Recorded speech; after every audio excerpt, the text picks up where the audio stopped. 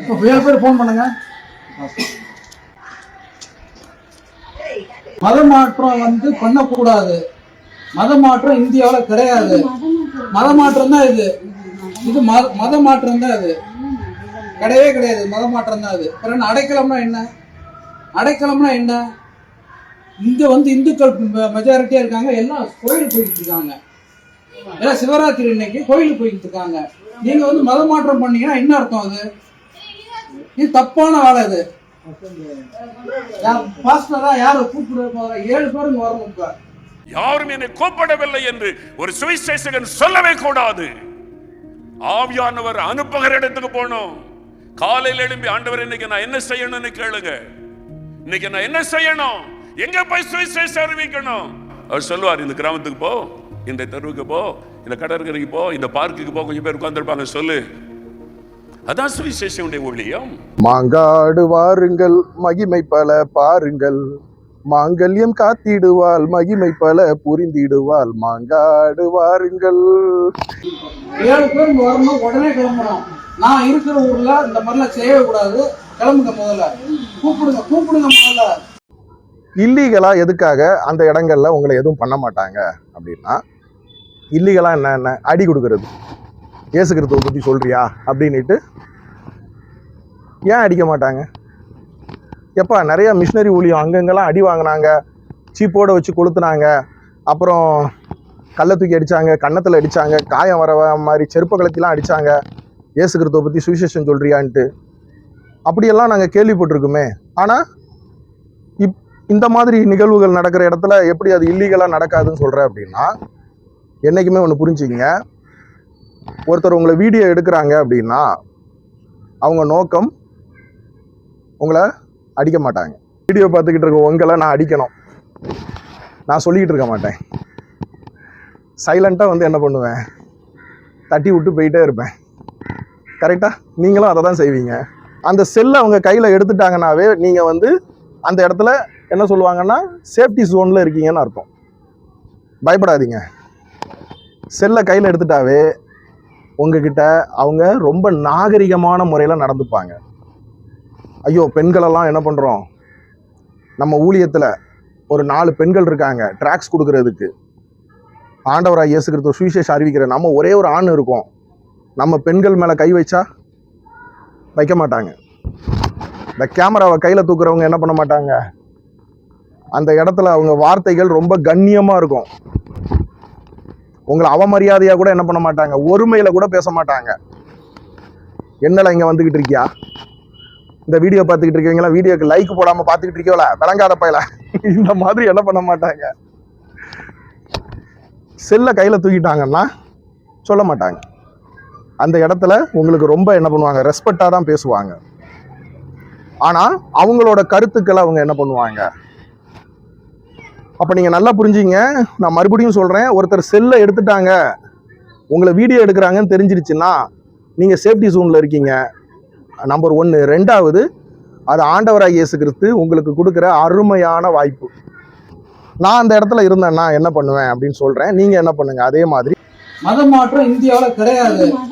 மத மாற்றம் தான் இது. அந்த அண்ணன் நீங்கள் மத மாற்ற கும்பலான்னு கேட்குறாரு. அவர்கிட்ட போய் ஆர்டிக்கல் 27 என்ன சொல்லுகிறது தெரியுமா, 30 என்ன சொல்லுது தெரியுமா, 40 என்ன சொல்லுது தெரியுமா, சட்டம். இது மத மாற்றம் கிடையாது. இது அதாவது நாங்கள் ஜனநாயக நாடு. இந்தியாவில் நம்ம மத கொள்கைகள், ஆண்டவராக இயேசு கிறிஸ்துவை பற்றின சுவிசேஷத்தை அறிவிக்கலாம் அப்படி இப்படின்னு லா பேசாதீங்க. நம்ம ஒரு சட்டத்தை அங்கே பேசுகிறோன்னா அவங்க இன்னொரு சட்டத்தை என்ன பண்ணுவாங்க. இந்த மாதிரி பேசுகிறவங்க கிட்ட இடங்கள்ல தான் இந்த 100க்கு ஃபோன் அடிக்கிறதெல்லாம் நடக்கும் தெரியுமா. அவங்க டென்ஷன் ஆயிடுவாங்க. ஆர்டிக்கலா, லா பேசுறியா என்கிட்ட, இரு உன்னை என்ன பண்ணுறேன் பார். சட்டம் இருக்கு. இப்போ ஒரு இடத்துல ஆண்டவராக இயேசு கிறிஸ்துவை பற்றி சொல்கிறோம், அதனால் என்ன ஆகிடக்கூடாது, அங்கே டிராஃபிக் உருவாகக்கூடாது. உதாரணத்துக்கு இந்த ஒரு ரோடு டேன் ஆகிற இடத்துல போலீஸ்கார ஐயாக்கள் நிற்பாங்க தெரியுமா, சார்ஜ் ஷீட்டு ஹெல்மெட்டு போட்டு வராதவங்களுக்கெல்லாம் ஃபைன் போடுவாங்க. ஏற்கனவே அது ரோடு டேனிங்கு, வளைவில் முந்தாதீர்னு நம்ம பின்னாடி போவோம் சட்டத்தை மதித்து. நம்ம முந்தப்படாது அப்படின்னு போகிற இடத்துல அங்கே என்ன ஆகும், ஹெல்மெட் போடலையா வண்டியில் இன்சூரன்ஸ் இருக்கா அப்படின்னுட்டு அங்கே நின்றுக்கிட்டு டிராஃபிக் உண்டா.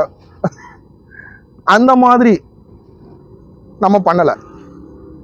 நம்ம கொடுக்குற இந்த துண்டு பிரச்சாரத்தால் ஆண்டவராகிய இயேசு கிறிஸ்துவோட அன்பை சொல்கிறதுனால அங்கே வந்து என்ன ஆகலை, எங்கேயும் ரோடை டிராஃபிக் ஜாம் பண்ணி நம்ம பண்ணலை, கூட்ட நெரிசலை ஏற்படுத்தலை. அப்போது அந்த சப்ஜெக்ட்டுக்கே நம்ம போக வேண்டாம். நான் முதல்ல சொல்லிட்டேன், லீகலாக பேச வேண்டாம். சரி, அப்போ என்ன பண்ணலாம்? அந்த அண்ணன் என்ன கேட்குறாரு அடுத்த வார்த்தை? கிடையவே கிடையாது, மத மாற்றம் தான் அது. அப்புறம் அடைக்கலம்னா என்ன? அடைக்கலம்னா என்ன? இதில் அடைக்கலம்னு போட்டிருக்கு. இது இந்த பேப்பர் கிடையாது, இது பரமண்டலில் இருக்கிற எங்கள் பிதாவே ஜெபம். தலைகீழ வச்சிருக்கேன். இது பரமண்டலில் இருக்கிற எங்கள் பிதாவே ஜெபம். நான் சொல்றது அந்த இப்போ வீடியோவில் பார்த்தோம் இல்லைங்களா, அவங்க கையில் இருக்கிற பேப்பர். அடைக்கலம் அவர்கிட்ட என்ன சொல்லுங்க? அந்த மாதிரி சொல்கிறாங்கல்ல, அண்ணே ஏனே கோவப்படுறியா, கேமராவில் படம் பிடிச்சிக்கிட்டு இருக்கியல்ல, நீங்களே என்ன பண்ணுங்க, இதில் என்ன போட்டிருக்குன்னு படிங்க. என்ன எழுதியிருக்கோம்? அடைக்கலம் அப்படின்னா சங்கீதத்தில் ஆண்டவராகிய இயேசு கிறிஸ்து நம்ம அடைக்கலம். ஆண்டவராகிய இயேசு கிறிஸ்து சிறுமைப்பட்டவனுக்கு அடைக்கலம், கஷ்டப்பட்ட மக்களுக்கு அடைக்கலம். வருத்தப்பட்டு பாரம் சுமப்பவர்களை நீங்கள் எல்லோரும் என்னிடத்தில் வாருங்கள், நான் உங்களுக்கு இளைப்பாறுதல் என்கிற அடைக்கலத்தை தருகிறேன்.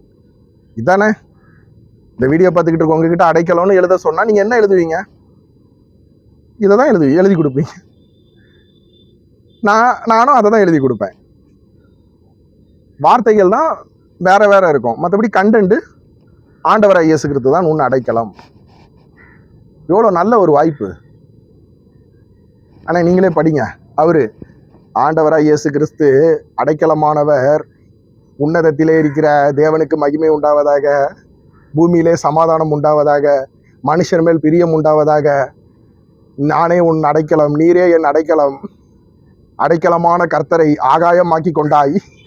அப்போ அவங்க அதை வீடியோ எடுத்து அவங்களோட இன்ஸ்டாகிராமில், ஃபேஸ்புக்கில், யூடியூப்பில் போட்டு விட்றாங்கன்னா எத்தனை பேருக்கு நம்ம ஆண்டவராகிய இயேசு கிறிஸ்துவை அறியாதவர்கள் ஒருத்தர் பிரச்சனை பண்ண வராங்க, இந்த பேப்பர் கொடுக்குறேன்ட்டு, அப்படியே நம்ம அந்த பேப்பரை எத்தனை பேர் கொடுத்துருப்போம்? வேணா ஒரு 10 பேர் கொடுத்துருப்போம், அன்னைக்கு ஒரு நாளைக்கு கொடுப்போமா? இல்லை ஒரு 100 பேருக்கு கொடுப்போமா?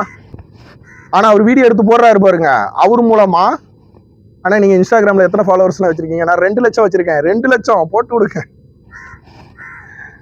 யூடியூப்பில் எத்தனை சப்ஸ்கிரைபர்ண்ணே? நான் 50,000 சப்ஸ்கிரைபர் வச்சுருக்கேன். 50,000 போட்டு விடுங்கண்ணே. ஃபேஸ்புக்கில் எவ்வளோண்ணே ஃபாலோவர்ஸ் வச்சுருக்கீங்க? நான் 1.5 லட்சம் வச்சுருக்கேன். 1.5 லட்சம் தாராளமாக என்ன பண்ணுங்க, நீங்களே படிங்கண்ணே. அதில் என்ன எழுதியிருக்கு? ஏதாவது தப்பாக இருக்கா? தப்பாக இருந்தால் நாங்கள் என்ன பண்ணுறோம்? எங்களை அடிங்கண்ணே. எங்களை என்ன பண்ணுங்க, மூஞ்சில் 4 குத்து குத்துங்க, காரி துப்புங்க. ஆண்டவராகிய இயேசு கிறிஸ்துவுக்காக நாங்கள் என்ன பண்ணுறோம்? இல்லை சரியாகவே இருக்குது, இயேசு கிறிஸ்து தான் உன் அடைக்கலம், நீ கஷ்டப்படாத, நீ கவலைப்படாத, உன் கண்ணீரை துடைப்பார், அடைக்கலமான கர்த்தரை ஆதாயமாக்கி கொண்டாய். பரவாயில்ல, இது உங்களுக்கு தப்புன்னு படுதா? அடிங்கண்ணே, வாங்கிக்கிறோம். அதையும் வீடியோ எடுத்து போடுங்க. எவ்வளோ ஒரு அரிய வாய்ப்பு, பயன்படுத்திக்கிங்க.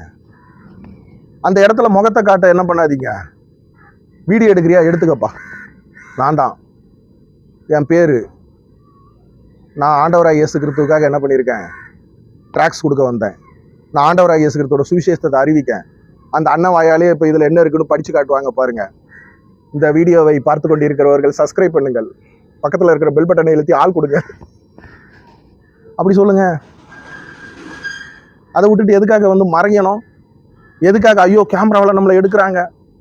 நம்ம ஒன்றும் இல்லீகலாக எந்த ஒரு தப்புமே அங்கே பண்ணலையே. ஆண்டவராகிய இயேசு கிறிஸ்துவோட சுவிசேஷம் தானே, எதுக்குங்க முகத்தை மறைக்கணும்? கேமரா முன்னாடி போய் என்ன பண்ணுங்க, இப்படி நின்று. சட்டசபையில் பாருங்க, சபாநாயகர் ஐயா இதுதான் வாய்ப்புன்ட்டு என்ன பண்றாப்ல, வசனமா சொல்லி தள்ளுறாப்ல ஆண்டவராகிய இயேசு கிறிஸ்துவோட பைபிள் வசனங்களை. அந்த மாதிரி வாய்ப்பை பயன்படுத்திக்கிங்க. பல்லாயிரக்கணக்கான பேர் பார்க்கட்டும், முகத்தை மறைக்காதீங்க. பாஸ்டரா யாரை கூப்பிட போற? 7 பேருங்க வரணும். இப்ப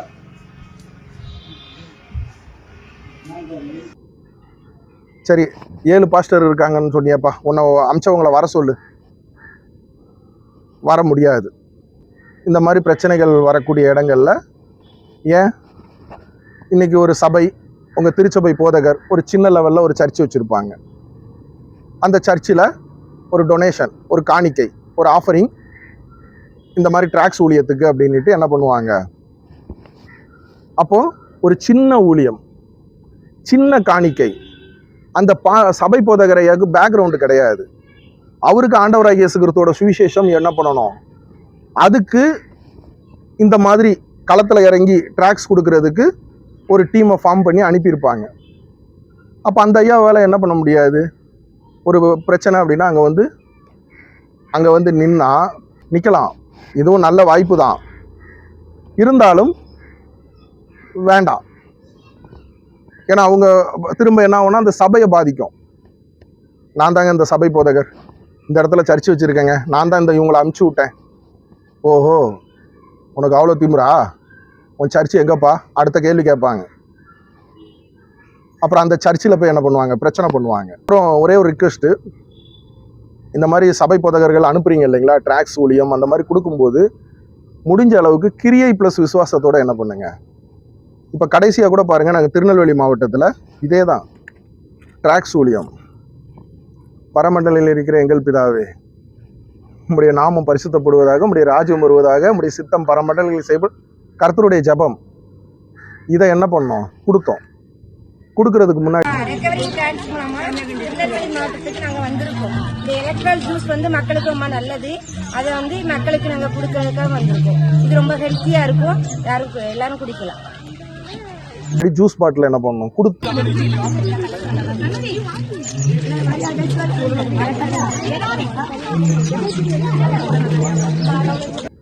அந்த ஜூஸ் பாட்டில் வாங்குறதுக்கு வந்த மக்கள், அவங்க அத்தனை பேரில் யாருக்கு உங்களுக்கு இந்த இது வேணும், நீங்கள் வீட்டில் வச்சு என்ன பண்ணுங்க, இது லேமினேஷன் பண்ணது, இதை டெய்லி என்ன பண்ணுங்க, படிங்க. ஆண்டவராகிய இயேசு கிறிஸ்து அறியாதவங்களுக்கு அந்த மாதிரி ஏதாவது ஒரு ஜூஸ் பாட்டில் ஏதோ ஒன்று கொடுத்து விடுங்க. அப்படி கொடுக்கும்போது ஓரளவுக்கு என்ன ஆகும், யாராவது வராங்க. இப்போ நம்மளே இங்கே இருக்கோம், வெங்கடாச்சலபதி ஐயா திருப்பதி லட்டு கொடுங்க. இங்க இந்துக்கள் மெஜாரிட்டியா இருக்காங்க, எல்லாம் கோயிலுக்கு போயிட்டு இருக்காங்க. எல்லாம் சிவராத்திரி இன்னைக்கு கோயிலுக்கு போயிட்டு இருக்காங்க. வெங்கடாச்சலபதி ஐயா திருப்பதி லட்டு நல்ல என்ன ஏலக்காலாம் போட்டு சூப்பரா இருக்கும். அந்த மாதிரி அதை தான் மிஷினரிமார்கள் அன்னைக்கு பண்ணாங்க. ஆண்டவராகிய இயேசு கிறிஸ்துவோட சுவிசேஷம் அறிவிக்கும் போது ஏழை எளியவர்களுக்கு, இல்லாதவங்களுக்கு, திக்கற்ற பிள்ளைகள், விதவைகள், மாற்றுத்திறனாளிகளுக்கு என்ன பண்ணாங்க, அந்த கிராமங்கள்ல நலத்திட்ட உதவிகளை செஞ்சுட்டு அதுக்கப்புறமா என்ன பண்ணாங்க. அதனால அவங்களால ஈஸியா என்ன பண்ண முடியுதுன்னா ரீச் பண்ண முடிஞ்சிச்சு. வெறும் விசுவாசத்தை மட்டும் விதைச்சோன்னா, நல்ல சமாரியன் விசுவாசத்தை மட்டும் விதைக்கல, அடிபட்டு கிடந்த ஒருத்தரை தூக்கிட்டு போய் ஹாஸ்பிட்டலில் சேர்த்து அவருக்கு குளுக்கோஸ் ஏற்றி, அவருக்கு மாத்திரை மருந்து வாங்கி கொடுத்து, அவருக்கு தண்ணி பாட்டில் வாங்கி கொடுத்து, அதனால தான் ஆண்டவராகிய இயேசு கிறிஸ்து நல்ல சமாரியன்னு சொன்னாங்க. வெறும் ஜெபம் மட்டும் பண்ணிட்டு போறவரை. அப்போ அந்த மாதிரி நான் உங்களுக்காக ஜெபிக்க வந்திருக்கேன், அந்த பாருங்க ட்ராக்ஸ் கொடுக்குறேன், இந்த கர்த்தருடைய ஜெபம் அப்படின்னா ஓகே. ஆனால் ஏதாவது ஒரு கிரியையோட என்ன பண்ணுங்க, ஏதோ ஒரு பொருட்கள். அப்போ ஓரளவுக்கு நான் இதுவரை அப்படிதாங்க பண்ணிக்கிட்டு இருக்கேன். இப்போ கூட பாருங்க, நம்ம வாலிப தம்பிமார்கள் காலேஜ் போயிருக்காங்க. அவங்க வந்த பிறகு சென்னையில் மாங்காடு வாருங்கள் பரமடலில் இருக்கிற எங்கள் பிதாவே ஜபத்தை கொடுக்க போகிறோம். அப்புறம் அங்கே பைபிள் கேட்டாங்க பாருங்க, புது பைபிளை என்ன பண்ணுறான். ஏன்னா நம்மகிட்ட இருக்கிற வாலிப தம்பிமார்கள் ஸ்கூலில் ஒரு பையன் ஸ்கூலு, அவன் லீவுக்கு திருநெல்வேலி மாவட்டத்துக்கு அவங்க பாட்டி வீட்டுக்கு போயிட்டான். மீதி 3 பையலுவோ 2 பேர் காலேஜ். இன்னைக்கு காலேஜ் அவனுங்களுக்கு ஓப்பன் ஆகிடுச்சு, மே மாதம் லீவுலாம் இல்லை. அடுத்து ஒரு பையன் வேலைக்கு போயிருக்கான். அவனுங்க வந்த பிறகு இப்போ நான் போய்கிட்டு இருக்கேன். அவனுங்க ஸ்ட்ரைட்டாக என்ன பண்ணிடுவானுங்க, இப்போ மணி எத்தனை ஆகுது, மணி 4, 5 மணிக்கு அங்கே நாங்கள் மீட் பண்ணுறோம். இப்போ இந்த மாதிரி இப்போ கொடுக்குறோம் இல்லையா மளிகை ஜாமான், அந்த ஊரில் உள்ள மாற்றுத்திறனாளிகள், போலியோ அட்டாக்ல, இன்னும் பலவிதமான வியாதி படுக்கையில் இருக்கிறவங்களுக்கு மளிகை ஜாமான் வாங்கி கொடுத்து என்ன பண்ணுறோம், மாங்காடுல சுவிசேஷத்தை அறிவிக்கும். யாரும் என்ன பண்ண போகிறதில்ல, அந்த ஊர் தலைவரே நம்ம கூட நிற்கிறாப்புல. அவர் தீவிர மாங்காடு பக்தர். அவர் பைபிள் கொடுக்கும்போது ஒன்றும் சொல்கிறதில்ல. காரணம் என்ன? அந்த கிரியை, நம்ம கொடுக்குற மளிகை ஜாமான், இந்த மாதிரி ட்ராக்ஸ் ஊழியம், இந்த மாதிரி ஆண்டவராகிய இயேசு கிறிஸ்து சுவிசேஷம் அறிவிக்கிற இடத்துல ஒன்றும் இல்லை, ஒரு 10 ரூபாய் தண்ணி பாட்டில் ஹோல்சேலில் வாங்கினீங்கன்னா 7 ரூபா. நம்ம மக்கள் டொனேட் பண்ணுறாங்கல்ல, காணிக்கை கொடுக்குறாங்கல்ல, ட்ராக்ஸ் ஊழியத்துக்குன்னு காணிக்கை கொடுக்குறாங்க. இப்போ உதாரணத்துக்கு இப்போ இந்த ஒரு அட்டை ஒரு அண்ணன் எனக்கு அடித்து கொடுத்தாங்க. இது பேக் ஃபுல்லாக இருக்குது. அப்போ இந்த மாதிரி ஒருத்தர் அவங்களே என்ன பண்ணுறாங்க, டொனேட் பண்ணி பண்ணுறாங்கல்ல, அந்த மாதிரி நம்ம காணிக்கை பணங்கள் என்ன பண்ணுவோம், ஒரு தண்ணி பாட்டில் வாங்கி கொடுத்து சுவிசேஷத்தை அறிவிப்போம். ஆண்டவராய் இயேசு கிறிஸ்துவாய் அடைக்கலமாய் கொண்டாய், நீ பாக்கியவான் பாக்கியவதி சொல்லுவோம். உங்கள் துக்கமும் நம்ம ஆண்டவராய் இயேசு கிறிஸ்துவோட சுவிசேஷத்தை ட்ராக்ஸ் மூலமாக கொடுக்குற நம்ம துக்கமும் என்ன ஆகும், சந்தோஷமாய் மாறும். ஆமேன். நான் முதல்ல பிரசங்கம் பண்ணது தெருவில், நான் முதல் சாட்சி சொன்னது தெருவில். ஒரு தெருவில் பின்னா யாருமே இல்லை.